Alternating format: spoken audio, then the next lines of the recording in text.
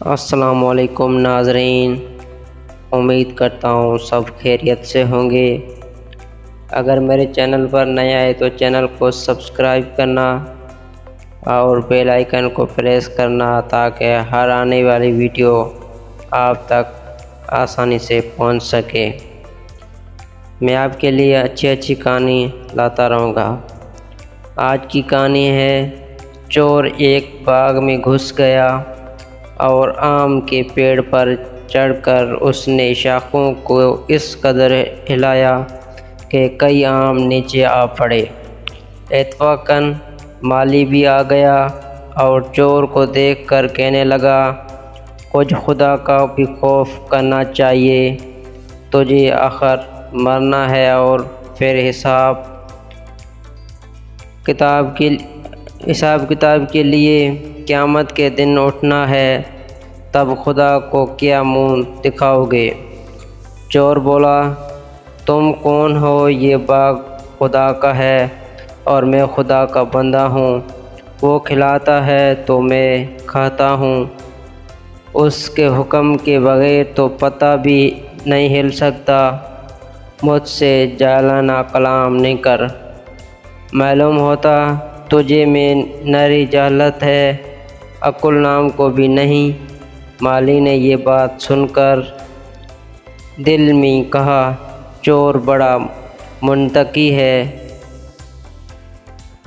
میں اسی کی منطق میں ایسا مناسب جواب دوں گا کہ عمر بھر نہیں بھولے گا۔ مالی بولا، حضرت نیچے آئیے، ہم پر کرم فرمائیے، آپ کی صحبت غنیمت ہے۔ مدت بعد آپ جیسا بزرگ ملا ہے جس نے توحید کا نقطہ حل کر دیا ہے۔ پیر و مرشد تشریف لائیے اور ہمیں راہ نجات دکھائیے۔ چور ایک بھرم کے نیچے اتر آیا۔ مالی نے وہیں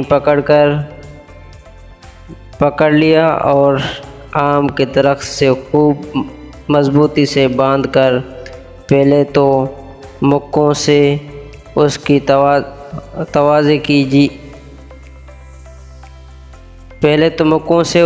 توازے کی، جب تھک گیا تو لاٹھی لے کر اس کی خوب مرمت کی۔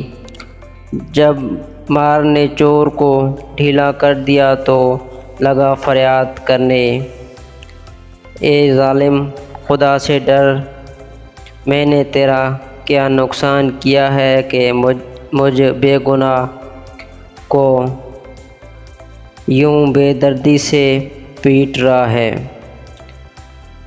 مالی نے ہنس کر جواب دیا، حضرت اتنی جلدی اپنا دیوا بھول گئے کیا؟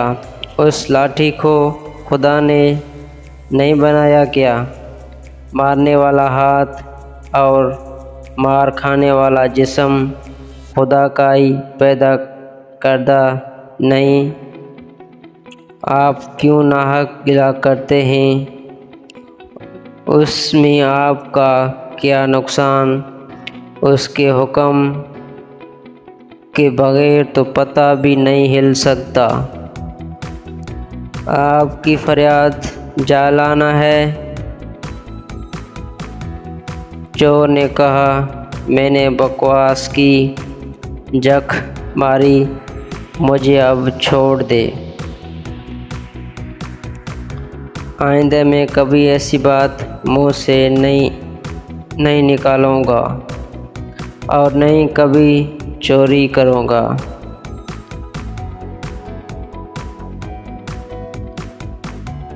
اگر کہانی اچھی لگی تو کہانی کو شیئر کرنا، کمنٹ اور لائک کرنا نہیں بھولنا، اور میرے چینل کو سبسکرائب کرنا نہیں بھولنا، بیل آئیکن کو پریس کرنا تاکہ ہر آنے والی ویڈیو آپ تک پہنچ سکے۔